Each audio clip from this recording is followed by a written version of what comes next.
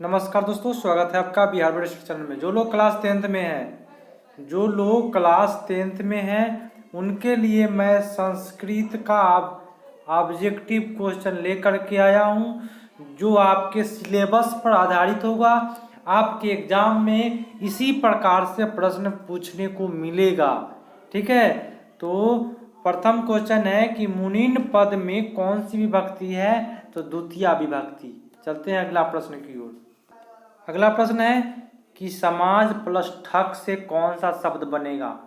तो आपका आंसर हो जाएगा सामाजिक। मैं दोस्तों बता दूं आप लोगों को, आप लोग मेरे चैनल पर नए हैं तो सब्सक्राइब कर लीजिए और सब्सक्राइब के बगल में एक घंटी होता है, उस पर क्लिक कर लीजिएगा ताकि मैं जब भी वीडियो डालूँ आपको स्वतः मिल पाए। ठीक है, तो दोस्तों चलते हैं अगला प्रश्न की ओर, फटाफट करते हैं। मति शब्द के द्वितीय वचन का रूप कौन सा है? तो आपका आंसर हो जाएगा मति। मंगलम पाठ में कैसे मंत्र संकलित है? तो पदात्मक मंत्र है, बोले तो पद है उसमें। ठीक है, अगला प्रश्न है कि गोदान किस संस्कार का मुख्य कर्म है? तो आपका हो जाएगा किसान संस्कार का। जहाती किस धातु का रूप है? जहाती, तो आपका हो जाएगा हा। अधिकरण कारक में कौन सी विभक्ति होती है?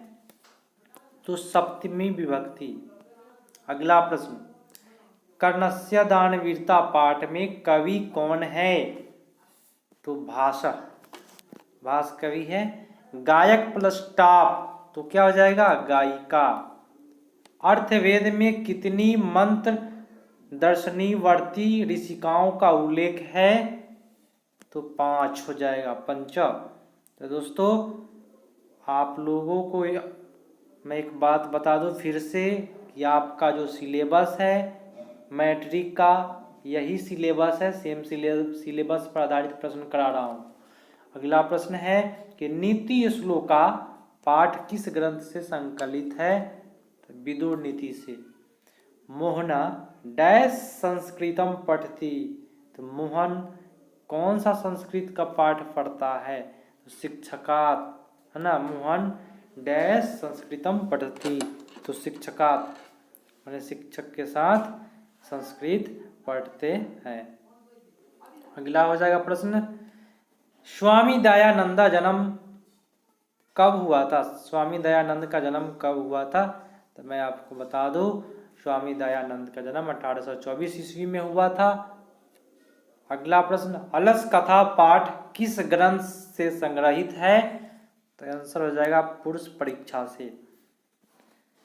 गम प्लस कतीना से कौन सा शब्द बनेगा? तो आंसर हो जाएगा गति। अगला प्रश्न 16 नंबर प्रश्न है कि मंगलम पाठ का प्रथम मंत्र किस उपनिषद से लिया गया है? तो वह आपका हो जाएगा ईशावास्यो उपनिषद से। अगला है कि बुद्ध के समय पटना का नाम क्या था? तो पाटलिपुत्र।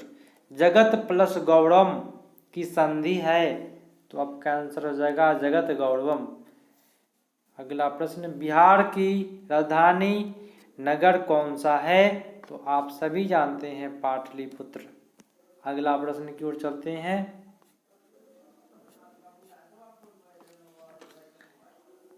प्रश्न है, ध्यान से देखना है। प्रश्न कह रहा है कि त्रिभुवनम में कौन सा समास है? तो कभी भी आपको जब संख्या दिखाई दे तो द्विगु समास होता है। तो त्रिभुवन मूल में 3 संख्या दिखाई दे रहा है। ठीक है, तो क्या हो जाएगा? द्विगु समास।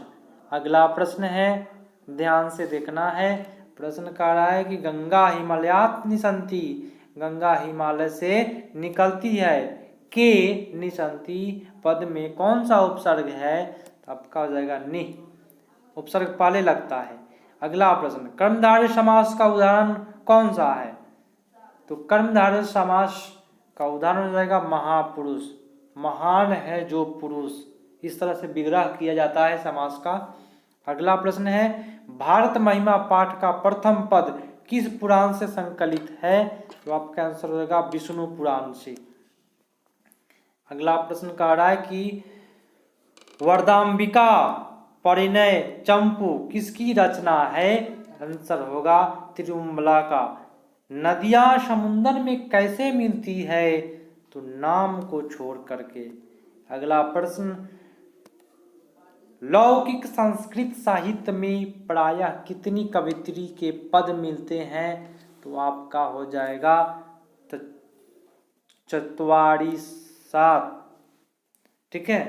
अगला प्रश्न, राम प्रवेश नाम से किस परीक्षा में विश्वविद्यालय में प्रथम स्थान प्राप्त किया?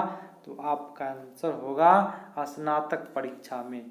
कुल की रक्षा किससे होती है?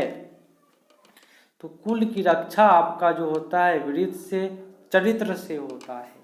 चरित्र अच्छा रहे तो कुल अच्छा रहे। ठीक है। अगला प्रश्न, सखा किस शब्द का रूप है? तो सखा हो जाएगा सखी का। अगला प्रश्न, कृतम में कौन सा प्रत्यय है? तो आंसर हो जाएगा कत प्रत्यय। अनुपसर्ग किस शब्द में नहीं है? तो आंसर होगा अनिच्छा, बाकी सभी में है। अगला प्रश्न, मंदाकिनी वर्णम पाठ किस ग्रंथ से संकलित है? तो आपका आंसर होगा रामायण से। वैष्णव में कौन सा तदित प्रत्यय है? तो आपका आंसर होगा अन। नर्तकी में कौन सा स्त्री प्रत्यय है? तो नर्तकी में इंसा प्रत्यय है। अगला प्रश्न है, शैशवावस्था के संस्कार कितने हैं? तो संस्कार आपका हो जाएगा 6। अगला प्रश्न, कर्मकांड ग्रंथ किस शास्त्र के अंतर्गत है? तो आंसर होगा कल्प। गम धातु के लंग लकार प्रथम पुरुष एक बहुवचन का रूप कौन सा हो जाएगा? तो बहुवचन हो जाएगा गच्छन्तु। गम मन जाना, गच्छ मन जाना। निश्चयम शब्द में कौन सी संधि है? चलिए देखते हैं क्या होगा।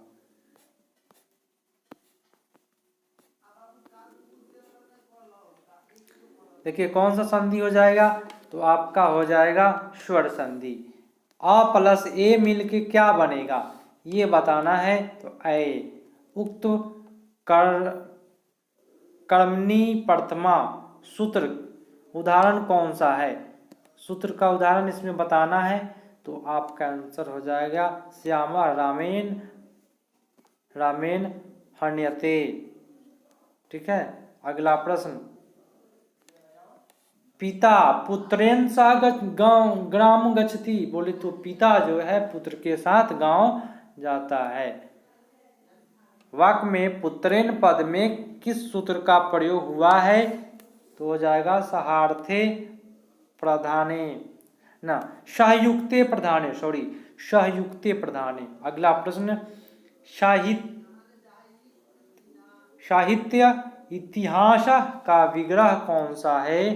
तो आपका आंसर होगा साहित्यस्य इतिहास। अगला प्रश्न है, कम नारायण की रानी कौन थी?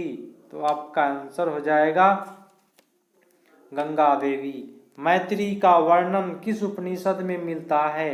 तो मैत्री का वर्णन बृहदारण्यक उपनिषद में मिलता है। ठीक है। अगला प्रश्न की ओर चलते हैं। प्रश्न है कि कन्यादान किस संस्कार में होता है? तो कन्यादान जो है आप लोग जानते हैं विवाह संस्कार में होता है। काव्य मीमांसा के रचनाकार कौन है? तो राजशेखर। अगला प्रश्न, चैनम का संधि विच्छेद कीजिए। तो चे प्लस अनम। अपनी भूख मिटाने के लिए भी कौन कुछ भी नहीं करता है? तो भूख मिटाने के लिए आलसी लोग कुछ नहीं करते हैं। ठीक है। अगला प्रश्न है, रूपस्य योगम का समस्त पद कौन सा है? तो आपका आंसर हो जाएगा अनुरूपम। और आज का लास्ट प्रश्न, दास्यति किस लकार का रूप है? तो हो जाएगा लिरिच लकार। दोस्तों मिलते हैं अगले पार्ट में, तब तक के लिए धन्यवाद। सब्सक्राइब नहीं किए हैं सब्सक्राइब कर लीजिए और शेयर कर दीजिए अपने दोस्तों के पास, लाइक करके जाइएगा। वीडियो देखने के लिए धन्यवाद। जय हिंद।